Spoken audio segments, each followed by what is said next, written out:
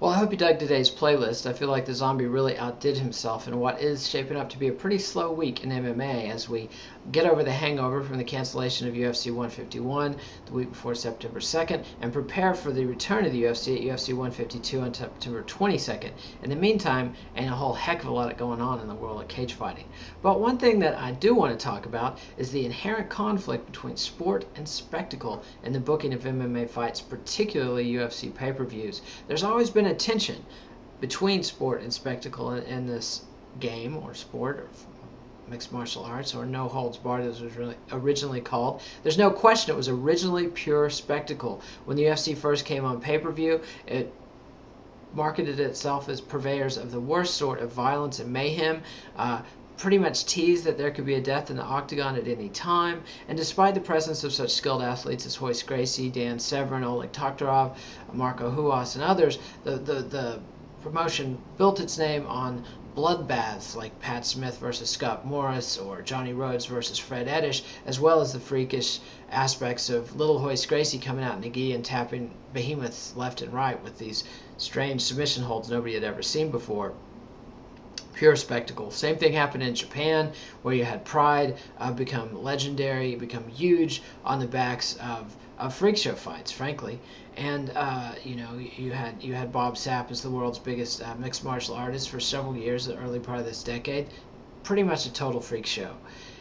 The UFC is, especially under the Zuffa rule, has tried to move more and more in a sporting direction. They have number one contenders matches. They try to build fighters through the ranks. They give title fights to fighters sometimes that aren't the most popular fighters, like John Fitch, who've earned the shot. Fitch did get a title shot, but it took him years, and he hasn't got one since, despite up until his loss to Johnny Hendricks being in contention for a long time and getting a number of wins in a row. Anyway, it's this tension between sport and spectacle. The UFC's biggest success, of course, featured the human spectacle of Brock Lesnar, former WWE champ, competing for the UFC heavyweight title and winning it, holding it, defending it a couple of times. But many fans still gripe that Lesnar didn't even deserve a title shot. He only had 3 or 4 fights at the time he got his first title shot against Randy Couture. But I think he proved to people that he merited his presence in the ring by smashing Couture and Frank Mir and choking out Shane Carwin in a epic win streak. Of course, then he goes on to lose badly to Cain Velasquez and Alistair Overeem and retires from the sport. So, Brock's gone. GSP's injured. GSP, George St. Pierre, the welterweight champion, would be the epitome of a success of UFC as sport rather than spectacle. The kid rose up through the ranks, winning fight after fight with amazing technique and heart, has defended his title against all comers with amazing skill, and now he's injured for a year, and they're talking about if he wins his comeback fight against interim champ Carlos Condit, putting him into a super fight against Anderson Silva at 180-pound catchweight. Now, that's got nothing to do with sport and is pure spectacle. And as a fan, I'm all for it.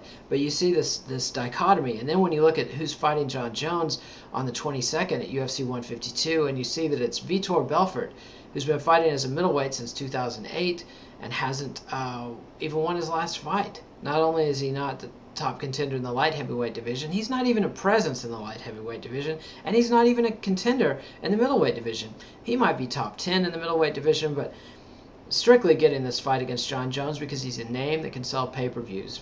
Fans who bought UFC pay-per-views in the past have bought plenty of events headlined by Vitor Belfort, and they know what that means. He guarantees action, promise of excitement and fun, and I think fans want to see that against John Jones. They couldn't get Lyoto Machida because Machida, the number one contender, said he needed more time to prepare for the fight despite having 3 or 4 weeks to train. Shogun Rua, another top contender, also said he needed more time to prepare.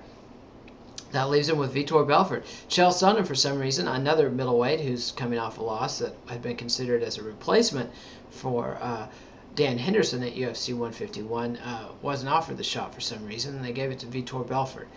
It's all strange stuff, and to me it shows what happens when the UFC's need for spectacle to sell pay-per-views collides with its desire to run itself as a sport. And in this instance, I think nobody really won. Anyway, those are my thoughts. Let me know what you think. If you like this video, give it a thumbs up. If you like these videos in general, please subscribe to our YouTube channel, MMANation.com on YouTube, and you'll see all of our videos as soon as you upload them. As soon as Zombie puts them in a playlist, they'll be there in your feed. We'll be back tomorrow with more Your MMA of the Day and another MMA rant from Kid Nate. Hasta.